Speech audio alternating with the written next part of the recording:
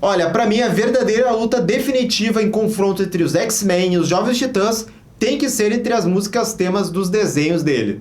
Até dá um segundinho aqui que deu vontade de escutá-las de novo.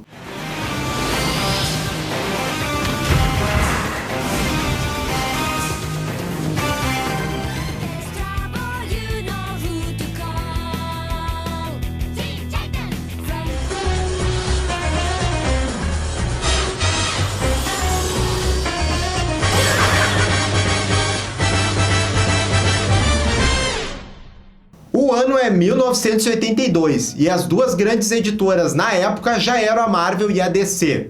E eis que essas duas resolveram fazer um grande evento crossover nos quadrinhos envolvendo os dois dos grandes títulos de cada editora na época, os X-Men e os Novos Titãs. Então, dessa parceria surgiu o quadrinho de uma edição chamado Marvel e DC apresentam X-Men e os Novos Titãs. E esse quadrinho teve a honra de ter o lendário, o inesquecível, o maravilhoso Chris Claremont, que havia revitalizado os quadrinhos aí dos X-Men nos anos 70. Então vamos para o resumo desse mega crossover. Começamos com o tirano Darkseid buscando cooptar, de alguma forma, o poder quase ilimitado da parede da fonte, que aqui é onde vemos pela primeira vez ela de maneira física, pela primeira vez nos quadrinhos. Para quem estava vendo nossos vídeos sobre o arco da sexta dimensão da Liga da Justiça, este conceito da parede apareceu lá também. O vilão conversa com Meltron, que consegue entrar na parede, deixando o Darkseid elaborando um plano para fazer o mesmo, e a cadeira de Mobius fica por ali. Depois dessa introdução, a história ruma para uma certa mansão, onde funciona uma escola para jovens superdotados. Os X-Men estão treinando na sala de perigo e já serve aqui para apresentar os poderes de cada um. Nesta época, a equipe era formada por Wolverine, Colosso, Noturno, Kid Pride, Ciclope e Tempestade. O clima é de amizade e alegre até chegar a noite daquele dia. Todos têm pesadelos com a antiga companheira deles, Jean Grey, que havia morrido no final da saga da Fênix Negra. Lembrando que este arco era até recente, de 1980. O pior ocorre com Scott, o ex-namorado de Jean, que vê uma visão muito real dela. Para todos, ela parece estar sofrendo e pede ajuda. Só que a Fênix não apareceu só para os X-Men.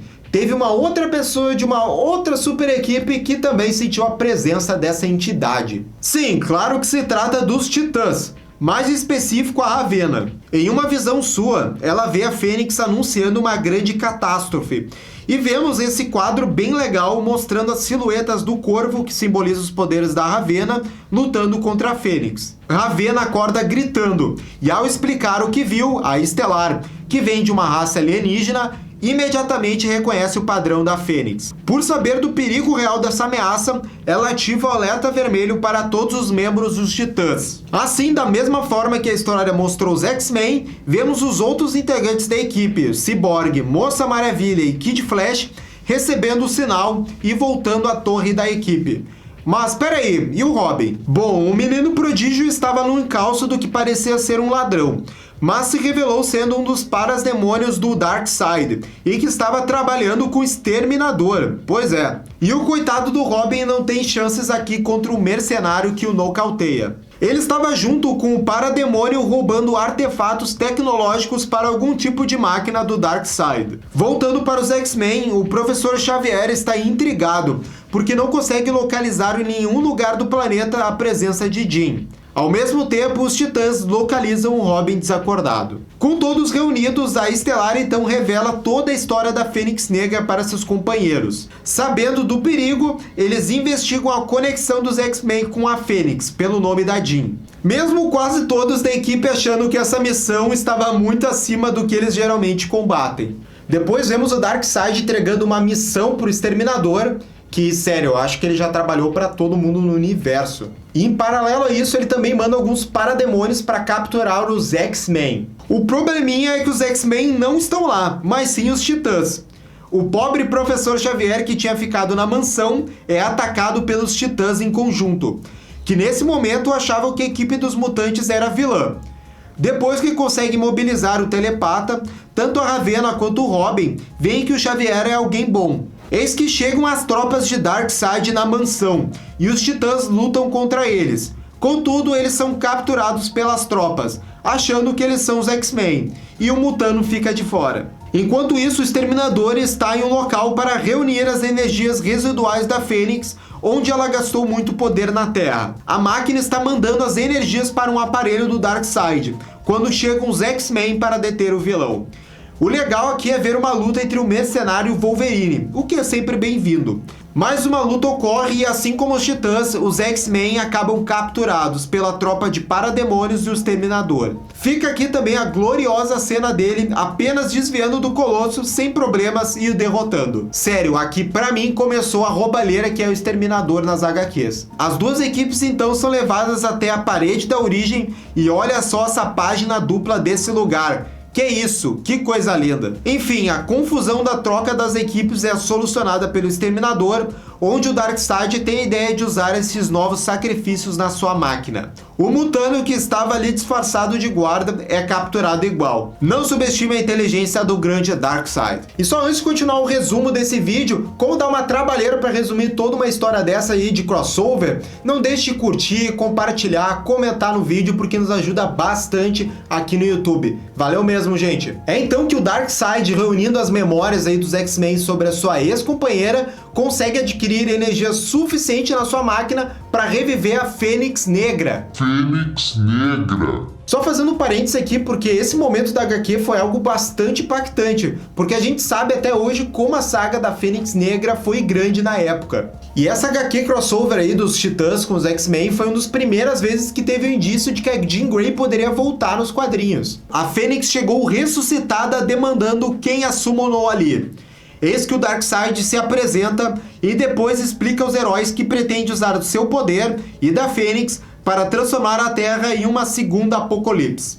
Os dois vão embora e enfim as equipes conseguem se livrar da tal máquina. E assim então temos o aguardado encontro entre as duas equipes com essa página inteira, que coisa mais linda. Destaque para a Kitty Pryde achando o Mutano gatinho. E o Wolverine assustando a Ravena só pela sua presença extremamente ofensiva. Aí também tem a Estelar dando um beijão no Colosso para aprender uma nova língua. Eles descobrem a cadeira de Mobius dando sopa ali, e a usam para transportar para o local onde a energia da Fênix Negra está mais forte, com o Mutano também se transformando em um pterodátilo. Chegando nesse local, começa a ter algumas parcerias e interações entre as equipes.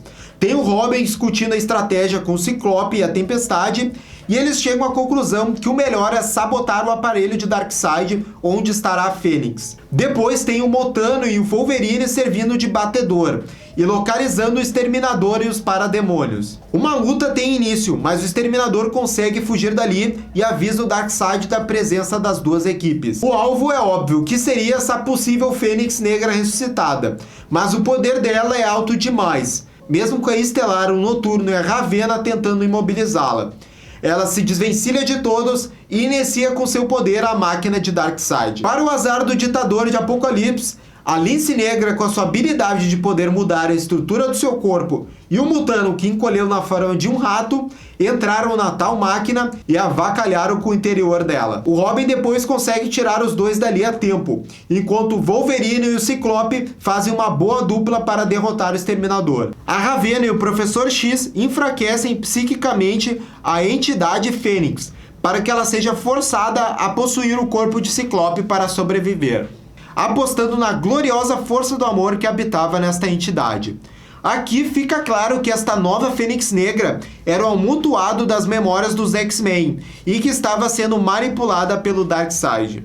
As memórias de Scott e Kundin fazem a força da Fênix perder a aura de caos e destruição que tinham até então. Ela então foca em Darkseid e o ataca com tudo por ele tê-la revivido. E rapaz, a força dela é tão grande que não só explode a máquina do Darkseid, como também o leva da Terra para Apocalipse.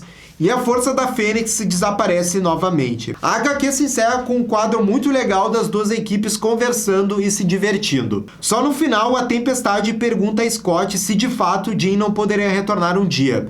o que já é uma espécie de teaser para o futuro retorno da personagem na Marvel. E pessoal, essa foi a HQ crossover então entre os X-Men e os Novos Titãs. E realmente para a época deve ter sido algo bastante impactante, porque eram duas HQs muito famosas. E depois lendo um pouco mais sobre esse crossover na internet, né, na época ele foi muito bem recebido, teve boas críticas. E não é de se estranhar, porque a trama é simples e ela também traz dois grandes antagonistas de cada lado, o Darkseid e a Fênix Negra. O roteiro do Claremont é muito hábil em juntar essas duas equipes, né, fazer algo muito racional para que essas duas equipes se juntem. E quando isso acontece, a interação delas é muito legal. Olha, eu veria fácil um filme de animação hoje dos Jovens Titãs com os X-Men. Daria para adaptar talvez a linguagem, também a arte para os dias atuais, ou talvez fazer algo mais nostálgico mesmo, pegar os integrantes que eram lá daquela época e deixar da maneira que estavam, que ia ser algo mais nostálgico, como homenagem para todos os criadores, né, de conteúdo nessa época nos quadrinhos. E aí, o que você achou desse grande crossover? Já tinha ouvido falar?